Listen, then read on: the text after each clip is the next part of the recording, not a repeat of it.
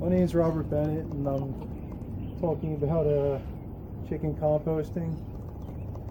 This is about 70 pounds of what I collected for this week. I collect on Tuesdays, and I collect from a restaurant that has a lot of organic food, and I collect from a couple families, 2 in town here in Oakland and 1 in Collingswood.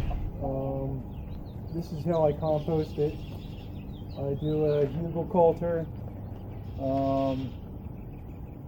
This is a little bump out from the hugelkultur. I was doing it in the main part of the hugelkultur, but I need that to grow in, and I can't be composting where I grow. So I did a bump out. I call it a hugelet, and there's logs under here and stump pieces similar to that hollow piece there, all along this edge.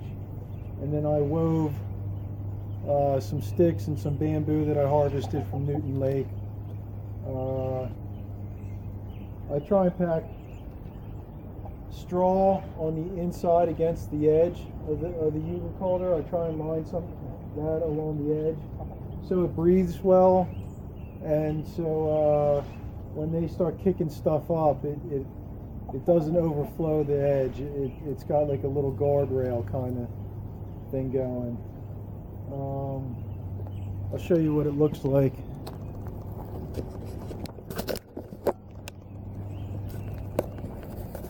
This is after a week. I threw it in last Wednesday, and today is Wednesday again. And I covered it over with a layer of mulch and chips from this area where I put mulch and chips and straw, and you can see some of the stuff, big chips. I split wood here, so there's chunks of wood and bark. You see the compost, and you see one of the girls, she's already into that bread. That bread looks good, actually. You might find that there's some things that your chickens eat that you don't want them to eat. I haven't had that problem. I haven't had any kind of like sickness from eating the compost or anything, so I'm just kind of letting things roll and working with what happens as it happens.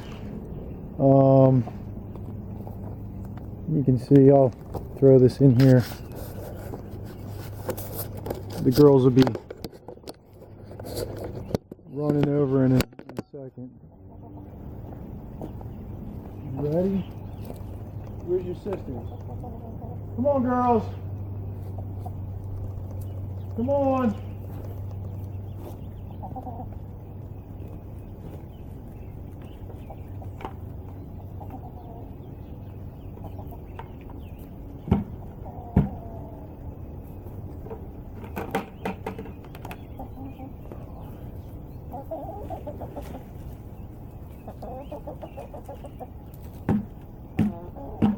I collect from Square Meal, which is, they try and source things locally, and they try and get a lot of organic stuff, so it's great for chicken composting. I try and put it on the high side. I always try and put it at the high spot, because they'll move things down with gravity toward the slope, and I slope the hugelkultur toward the sunlight. The sun travels this way in this arc, so I try and make a ramp toward the sun. This part here will eventually become part of the hugelkultur. I'll use it to grow on, and I'll do another one of these bump outs on the back side, and I'll start composting over there. This whole side here, this like 10 by 3 spot, and it's good 3 feet off the ground just about. That was all made this year since December. That's all compost and soil, wood chips, ash, biochar, all sorts of stuff. And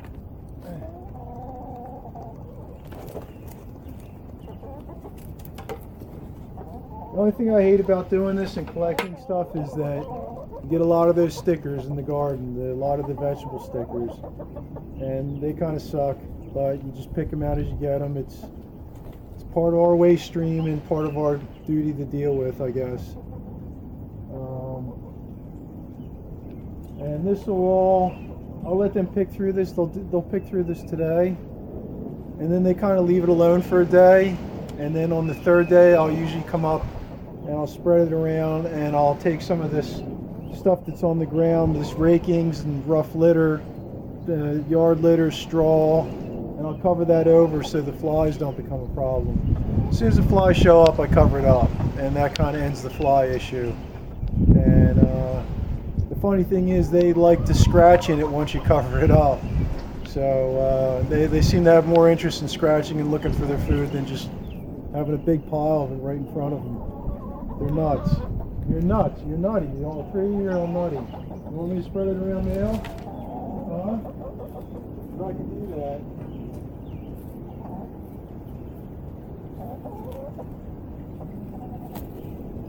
Oh boy.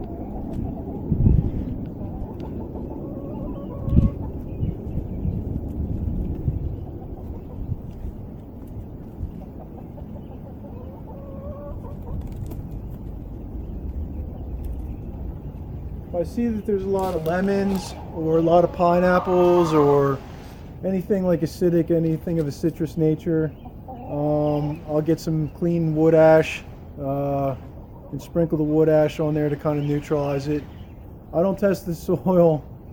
I just kind of like rough go at it and kind of see what I get and do things by experiment and failure. I'm not the most I'm like a baker without recipes, kind of. So that's pretty much the hen composting. The only other tip I would say is, if you're doing this stuff, if you find the little pieces of celery that are growing, or the potatoes that are sprouting out hardy, or some kind of bunches of bok choy that are looking like they're growing from the center, I always plant them. Started the garden late this year, and most of the things I have growing in here are stuff that started in the compost. So I pulled them out and saved them because they were strong and they want to live, so I figured give them a shot, and they got a head start above everything else. So that's my version of hen composting.